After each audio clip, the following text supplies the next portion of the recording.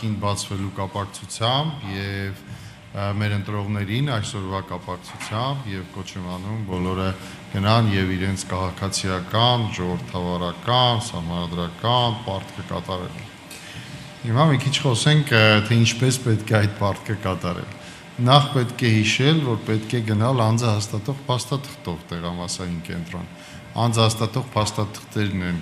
կենսաչափական ազնագիրը, ոչ կենսաչափական ազնագիրը եւ նույնականացման քարտը կամ նրանց փոխարինող վկայականը, որը տրված է լիազոր մարմնի կողմից, տվյալ դեպքում միգրացիայի քաղաքացիության ծառայության կողմից։ Սովորական քաղաքացու համար ահա սրանք են այն փաստաթղթերը եւ սպառիչ են այդ փաստաթղթերը, որոնցով կարելի է քվեարկել։ Ընդ որում ընտրողը պետք է գնա պարտադիր այն փաստաթղթով, որի վավերականության ժամկետը դեռ չի ավարտվել, եթե այդպիսին ունի։ Սակայն եթե այդպիսի փաստաթուղթ ընտրողը չունի, ապա անգամ վավերականությունը ավարտված փաստաթղթով կարող է քվեարկել։ Սակայն այստեղ մի բայց կա, եթե ընտրողը վերջի 6 ամսում չի ունեցել վավեր փաստաթուղթ, ապա նա ցավոք ընտրողների ցուցակում չի լինի եւ պետք է գնա լիազոր մարմնից վերցնի տեղեկանք, որպեսզի լրացուցիչ ցուցակով քվեարկի։ Բոլորը կարող են իրենց անհատազգանունը ստուգել ընտրողների ցուցակում, որը դրված է կենտրոնական ընտրական հանձնաժողովի կայքում որոնման հնարավորությամբ, այս գործիքը շատ մատչելի է եւ նաեւ շատ տեղեկատվական, որովհետեւ այս գործիքի միջոցով ընտրողը կարող է գտնել իր տեղամասային կենտրոնի հասցեն եւ գնալ իր ճիշտ տեղամասային կենտրոն։ Ընտրողը մոտենում է քվեարկության սենյակում առաջինը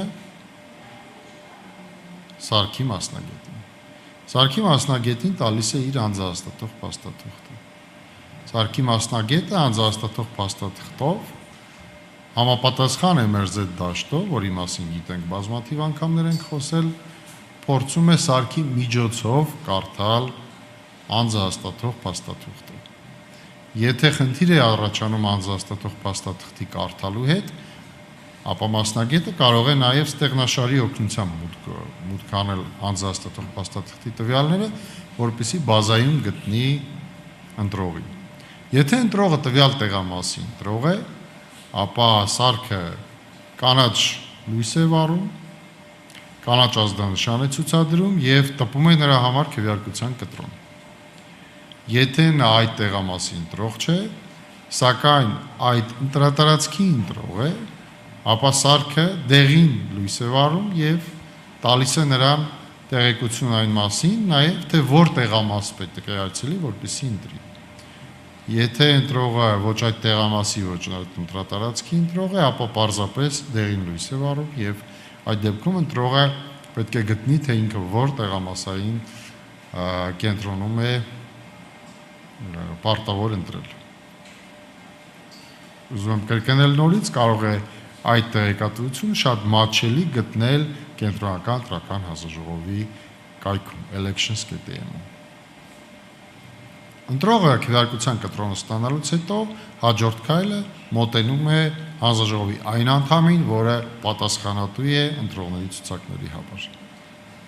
Ընտրողների ցուցակների համար պատասխանատու հանձնաժողովի անդամը խնդրում է ընտրողից քվեարկության կտրոնը, որպեսզի նախ քվեարկության կտրոնի վրա գրված համարով գտնի նրան ընտրողների ցուցակում, ընտրողների ցուցակում գտնելուց հետո ընտրողը ստորագրում է իր անվան դիմաց այդ տողում, իսկ հանձնաժողովի անդամը ստորագրության կողքը դնում է իր անհատական կնիքը եւ անհատական կնիքով կնքում է նաեւ քվեարկության կտրոնը ընտրողի։ Դրանից հետո անմիջապես հանձնաժողովի այդ անդամի կողքը նստած հանձնաժողովի այն անդամը,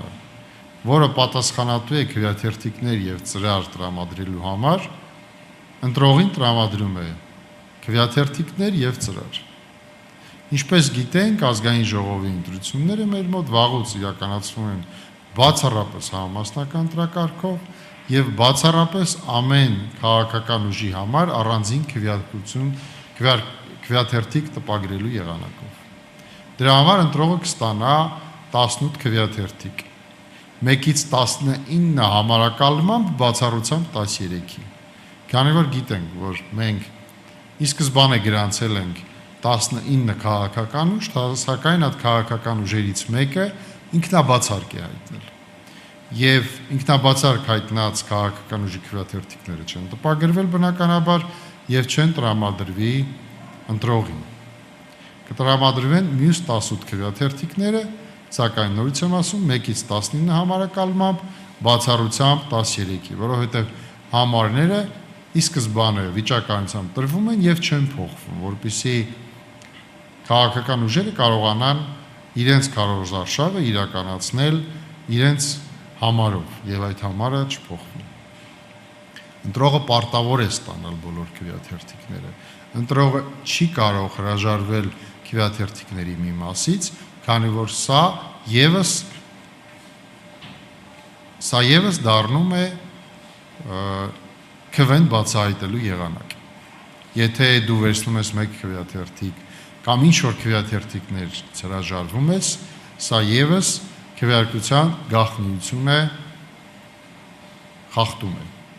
Իսկ քվեարկության գաղտնիությունը ընտրողի համար ոչ միայն իրավունք է, այլ նաև պարտականություն։ Դրա համար ընտրողը քվեարկությունը իրականացնում է քվեախցում։ Մտնում է քվեախոց բոլոր քվեաթերթիկներով եւ ծրարով։ Քվեաթերթիկներից միայն մեկը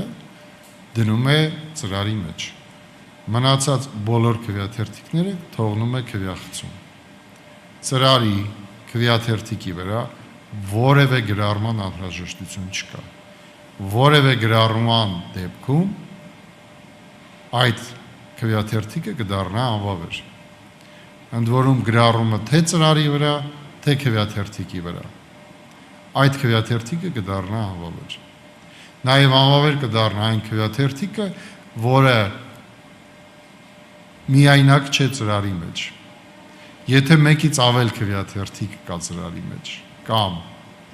ծրարի մեջ քվեաթերթիկից բացի կա այլ իր, այդ քվեաթերթիկը ցավոք եւս կդառնա անվավեր քվեաթերթիկ։ Դրա համար ընտրողը պետք է միայն մեկ քվեաթերթիկ